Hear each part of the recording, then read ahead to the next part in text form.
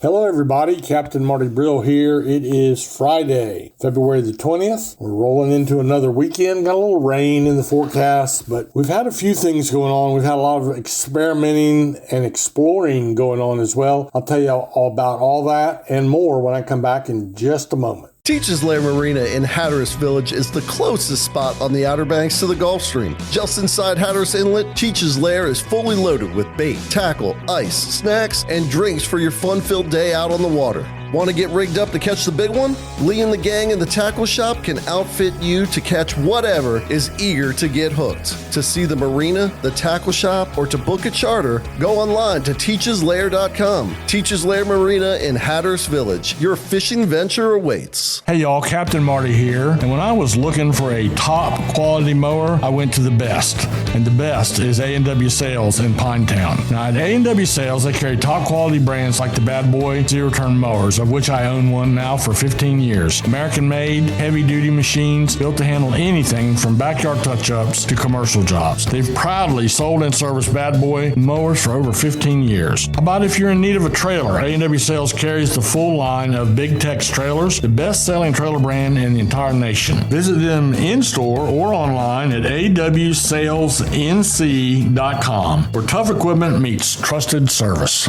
So we have really good tuna fishing opportunities. The tuna are bluefin, no black fins, no yellow fins, no big eyes. Just this winter fishery for the bluefin tuna. Most of it, about 95% of it, is release type fishing. Charter boats can still keep one per day, and that fish can be, I'll speak in terms of pounds, up to about 200 pounds is the one per day limit. You can release however many you want. That's like the 73-incher we talk about almost every day. And then above that, there are bigger fish. There have been some 400 and 500 pounders caught in the last week. But again, that market is closed both commercially and recreationally. So you've got to let all of them go. And that's just the way it is right now on the fishing front. We've also had great king mackerel fishing in Hatteras. It's been very, very good.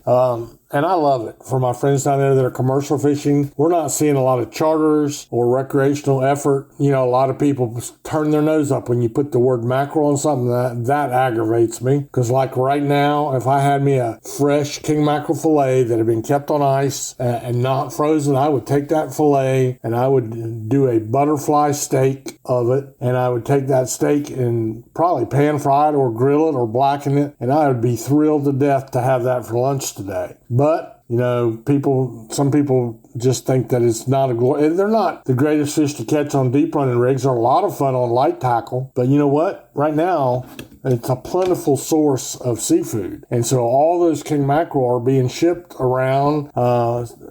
They keep them in the United States, but they go up to the Norfolk area. They go to Baltimore, Philadelphia. They may go a little further up the coast than that, over to Raleigh. And they're providing a source of fresh fish for people. They can't get out there and do that on their own. So it's all good. Other than that, we're still talking ocean, not anything to report on the surf or the piers.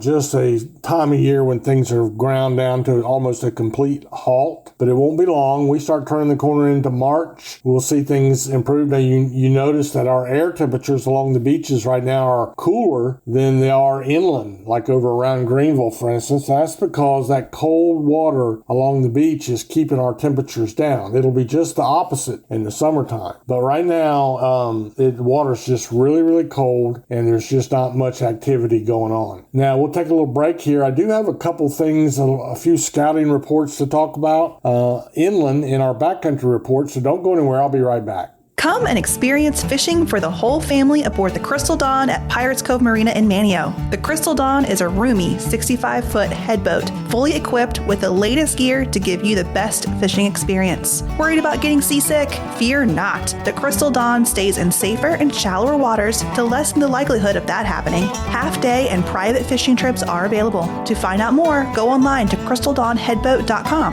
The Crystal Dawn Headboat out of Pirates Cove. Fishing that is fun for all ages. So in the backcountry report, there are some rockfish being caught, but I noticed, and people are trying different things now. Everybody's looking for some drum. They're looking for the rockfish, the striped bass. But yesterday it was really hit and miss on those people that were doing that. You get over there around Edenton and over into the western sounds, you find a little bit more activity that way, but from the people I talked to, it was, again, well, for instance, I talked to some friends that went and they didn't catch anything. So, and they know what they're doing. There is some opportunities, but the trout stuff, nothing's happening there. We just had a big cold stun event. I wanted to ask somebody if the trout that survived will go right back to biting and hitting a lure, but I didn't see anybody yesterday I could ask that question. Anyway, hopefully they'll rebound at a certain point and we'll go from there. But in the meantime,